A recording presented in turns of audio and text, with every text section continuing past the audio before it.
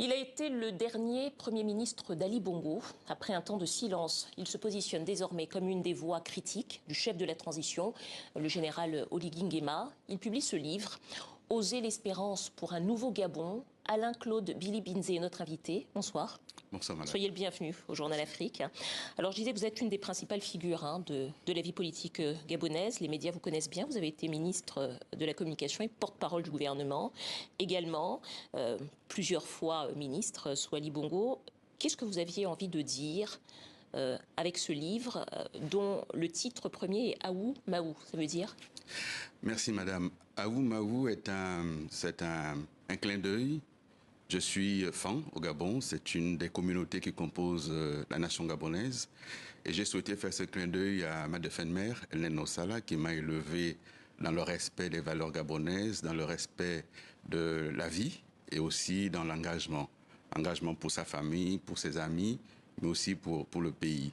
Et j'ai souhaité écrire ce livre pour témoigner de ce qu'auront été les 14 ans de mandature d'Ali Bongo, avec ses forces et ses faiblesses.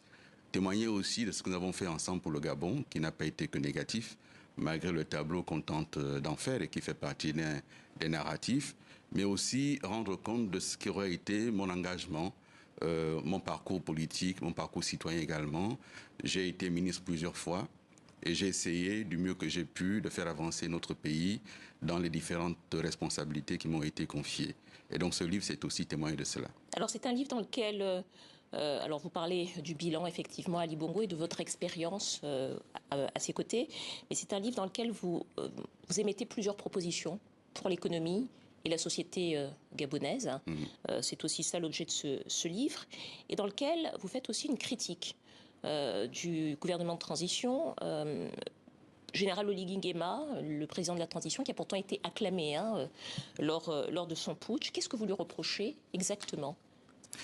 D'abord, sur les propositions, il me semble qu'après l'expérience qui est la mienne, il est utile de proposer au pays d'autres voies, d'autres sujets de discussion, des alternatives. Que le débat ne soit pas un débat heurté sur les questions de personnes, mais qu'on parle enfin projet pour le Gabon, la vision qu'on a pour la jeunesse gabonaise, pour la femme gabonaise, pour notre nation en général.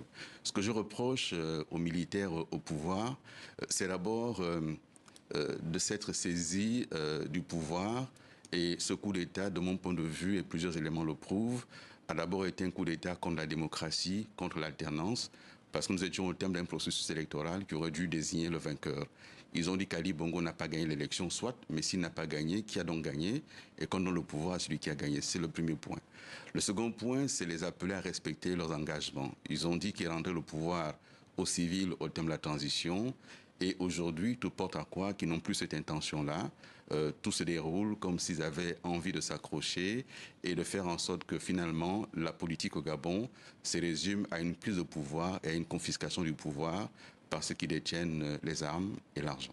Alors il y a un sujet qui fait beaucoup parler en ce moment au Gabon, c'est celui du projet de la Constitution, qui n'a pas encore été publié, je le précise, mais dont plusieurs lignes ont fuité, notamment les conditions d'éligibilité du futur président de la République. Vous vous êtes pas encore exprimé sur ce projet de constitution, en tout cas sur ce qu'on en sait et sur ce qui pourrait être. Je parle au conditionnel. Quelle est votre opinion à ce sujet? Qu'avez-vous à en dire? D'abord, le projet qui a fuité est exactement le même qui est aujourd'hui en discussion au niveau du Parlement, qui a donc été mué en constituante. C'est un projet qui est liberticide, c'est un projet qui est fondé sur l'exclusion. Une constitution, c'est un projet collectif, ça dessine la vision qu'on a pour notre pays, ça dessine les ambitions qu'on a pour notre pays. Et là, nous avons une constitution qui vise en fait à exclure. Alors, je précise peut-être pour ceux qui n'ont pas suivi cela, que notamment il serait question que le chef de l'État soit gabonais de père et de mère, avec également un conjoint ou une conjointe gabonaise. Gabonais de père et de mère, eux-mêmes gabonais de père et de mère, conjoints gabonais de père et de mère, et ensuite exclure ceux qui ont 70 ans, exclure les binationaux, exclure ceux qui résident à l'étranger, exclure ceux qui ont participé aux côtés d'Ali Bongo et d'autres représentants de l'État qui ont participé à la gestion de l'État, exclure également sur la base, madame, tenez-vous bien, de ce que on ne parlerait pas l'une des langues du Gabon, ce que l'État n'enseigne pas. C'est-à-dire que si l'État doit exiger quelque chose, l'État ne peut exiger que ce qu'il donne, ce qu'il offre, ce qu'il enseigne. Or, précisément, l'État n'enseigne pas. Et donc, c'est un projet qui porte en lui les germes de la division, de la destruction de la société gabonaise, qui est multiculturelle, qui est métissée et qui a besoin aujourd'hui d'un projet qui rassemble plutôt qu'un projet qui divise. Alors vous êtes membre toujours du PDG, le parti d'Omar Bongo et d'Ali Bongo, qui a été chassé du pouvoir. Hein. Est-ce que vous pensez que le PDG a vocation, et en tout cas peut revenir aux affaires au Gabon, et à quelles conditions d'ailleurs?